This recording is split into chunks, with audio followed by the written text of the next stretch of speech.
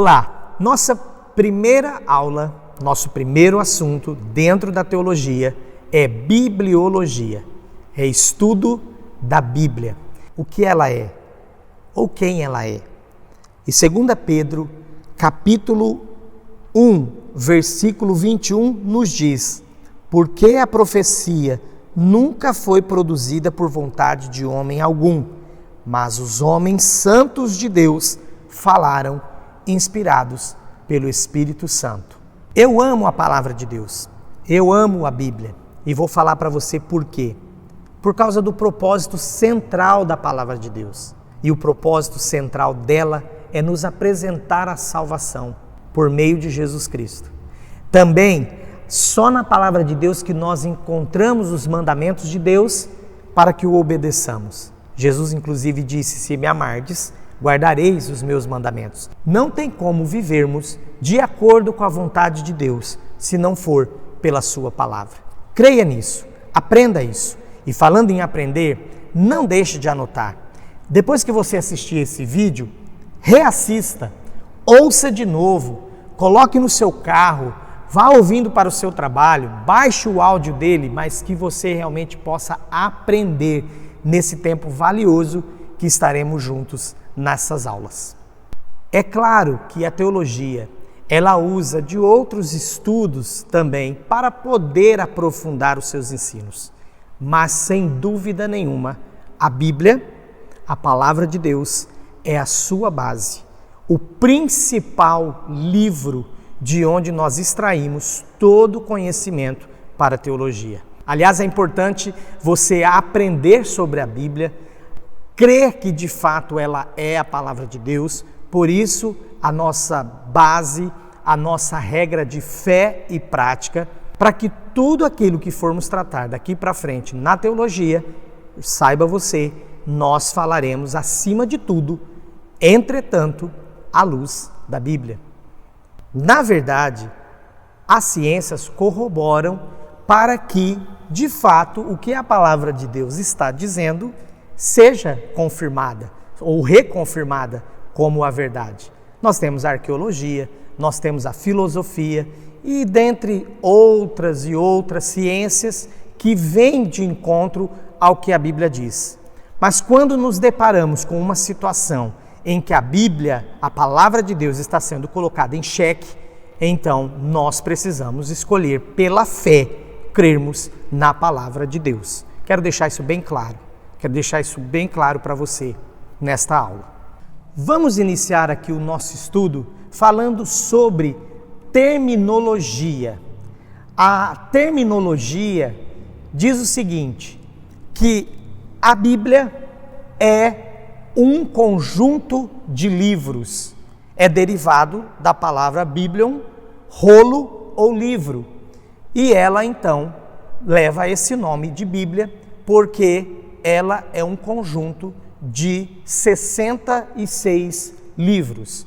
Mas dentro da terminologia ainda, ela pode ser conhecida ou é conhecida como Escritura, um termo muito usado no Antigo Testamento e muito mais ainda no Novo Testamento. Também a Bíblia leva o nome, na terminologia, de Palavra de Deus. Estas são as terminologias mais usadas quando a gente lembra ou fala da Bíblia. Com relação às atitudes à Bíblia, nós temos o racionalismo. Bom, em sua forma extrema, ele nega a possibilidade de qualquer revelação sobrenatural.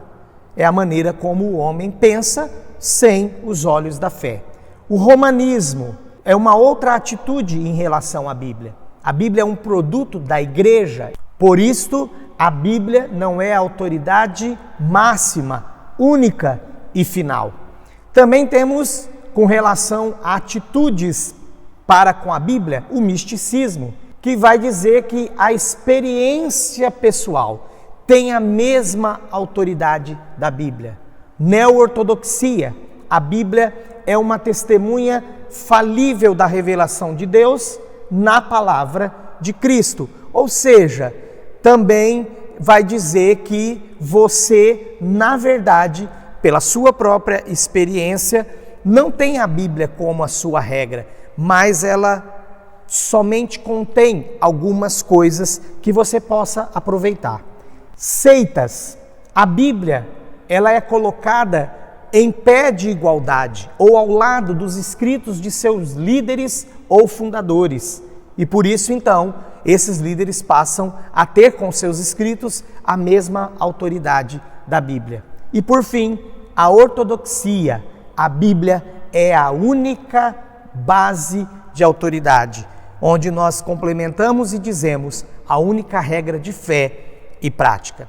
É importante que você saiba sobre essas atitudes em relação à Bíblia, para que você possa escolher o que você realmente crê, ou de que forma realmente você crê na Bíblia, que é a palavra de Deus. Falando sobre a autoridade da Bíblia, nós vemos algumas maravilhas nela. Primeira maravilha é que a sua formação levou cerca de 1.500 anos. Foram 1.000 anos para escrever o Antigo Testamento, 400 anos de silêncio, que nós chamamos de intertestamentário, e 100 anos escrevendo o Novo Testamento. Quanto à sua unidade, é uma outra maravilha da Bíblia. Ela tem cerca de 40 escritores ou autores inspirados pelo Senhor, mas é um só livro em sua mensagem, em concordância e em peso. Também vemos que uma outra maravilha para se ressaltar sobre a Bíblia é a sua preservação. Chegar até os dias de hoje como ela chegou. O seu assunto é tão atual e até mesmo aqueles que querem refutar a Bíblia precisam utilizar-se dela ou tentar utilizar-se dela para derrubá-la, mas não consegue porque ela é um livro de uma mesma mensagem. E a sua influência? A sua influência é uma outra maravilha da Bíblia, mas a sua influência, a influência da palavra de Deus, ela é pessoal. É à medida que você a conhece, é à medida que você se aprofunda nela, é à medida em que você quer conhecer mais a Deus, porque somente através da Bíblia, a palavra de Deus, que isto é possível. Você pode estudar sobre Deus em vários lugares, de várias maneiras, mas só a Bíblia pode te apresentar Deus de fato. Quero tratar com você agora a respeito da revelação. Em poucos minutos, porque essa matéria nos livros são várias e várias páginas. Num seminário levam meses e vários dias por semana para você poder aprender sobre a Bíblia. Mas aqui o nosso objetivo é, em alguns minutos, prender a sua atenção e chamar a sua atenção para que você se desperte a um estudo mais profundo. Vamos falar sobre revelação. A definição é desvendamento, especialmente a comunicação da mensagem divina ao homem. Eu estou extraindo este escrito da Teologia Sistemática de Charles Ryrie. Ele declara exatamente assim, que existem meios de revelação, e esses meios de revelação são pela natureza, pela providência, pela preservação do universo, através de milagres, por comunicação direta, através de Cristo e através da Bíblia. Agora, sobre a inspiração, estamos nos aprofundando mais a respeito de como esse livro chegou até nós. Definição de inspiração é a ação supervisionadora de Deus sobre os autores humanos da Bíblia, que, embora usaram as suas próprias personalidades, os seus estilos, os escritos à sua época, aos seus costumes, sem, no entanto, trazerem erro às palavras que Deus quis comunicar e trazer até nós nos dias de hoje. A inspiração se aplica aos manuscritos originais apenas. Então, nos dias de hoje, não há mais a inspiração.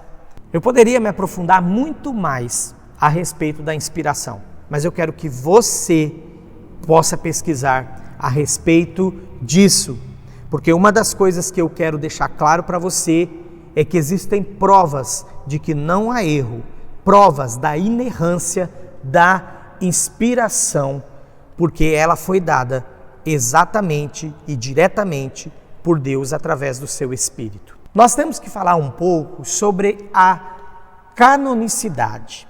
E as considerações fundamentais sobre isso é o seguinte: a Bíblia, ela é auto-autenticável e os concílios eclesiásticos só a reconheceram, não que atribuíram a ela este poder de autoridade, mas eles reconheceram ao estudar, ao se aprofundar nos próprios livros. E até nós cremos que Deus mesmo guiou os concílios de modo que o cânon fosse reconhecido e chegasse como chegou até nós. Além da inspiração, nós temos que estudar a respeito da iluminação. Em relação aos não salvos ainda, ou o homem que vive de forma natural, por si mesmo, ou que não crê em Deus, muito menos na sua palavra, nós vemos que existe o ministério de convencimento, o ministério do Espírito Santo, conforme está relatado em João 16, de 7 a 11, onde nem eu, nem ninguém pode convencê-lo de que a palavra é a verdade, mas o Espírito Santo de Deus pode, e ele ilumina até mesmo o coração daqueles que ainda não o conhecem. Mas em relação àqueles que já creem, aos cristãos, nós vemos que há também, por parte do Espírito Santo, um ministério. No caso deles, já é não mais o ministério de convencimento, mas o ministério de ensino, que também você percebe ali em João, capítulo 16, do versículo 13 ao versículo 15, em que o Espírito Santo nos faz lembrar de tudo o que o Senhor Jesus nos ensinou. Então você já percebeu que, como não há mais a inspiração, nós estamos vivendo o momento da iluminação para aqueles que não creem, de convencimento, para aqueles que já creem, de ensino, e também estamos vivendo o momento da interpretação. Os princípios da interpretação. Você pode interpretar a palavra de Deus historicamente e gramaticalmente. Historicamente, quantas coisas até comprovadas pela ciência que a Bíblia trouxe e a ciência comprovou depois que é a verdade. Nós também podemos interpretar de acordo com a harmonia. E a harmonia em toda a Bíblia. Quando nós comparamos Escritura com Escritura, nós não encontraremos sequer nenhum texto que contradiz o outro. Então você pode também confiar na interpretação da palavra de Deus. Quero falar agora a respeito da divisão da Bíblia. A Bíblia é dividida em duas partes: Antigo Testamento e Novo Testamento. No Antigo Testamento, nós temos 39 livros. E no Novo Testamento, 27 livros, que somam 66 livros. Acontece que no Antigo Testamento e no Novo Testamento, nós temos as subdivisões. No Antigo Testamento, nós temos 5 subdivisões. A primeira, Pentateuco. O nome já diz, 5. São os 5 primeiros livros da Bíblia e são também os livros chamados livros da lei. Temos os livros históricos, que vão do livro de Josué até o livro de Esther. Livros poéticos, que vão do livro de Jó até Cantares de Salomão. Profetas maiores, que vão de Isaías a Daniel. E profetas menores, que vão de Oséias a Malaquias. Por que profetas maiores e menores? Devido à sua importância? Devido à importância deles? Não, mas pelo tanto que eles profetizaram. Na verdade, são profetas maiores, porque os seus livros são maiores também. No Novo Testamento, a subdivisão ocorre da seguinte forma, também são 5.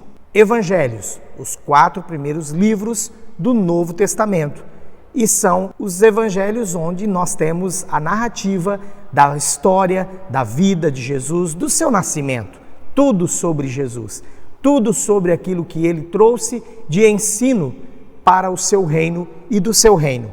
Temos apenas um livro histórico, também essa subdivisão, histórico, Atos, livro de Atos, que conta a história da igreja, a igreja primitiva, o início, os primeiros atos da igreja cristã. Temos as cartas paulinas, de Romanos até o livro de Filemão, e temos as cartas gerais de outros apóstolos, que vai de Hebreus até Judas, e temos um livro profético.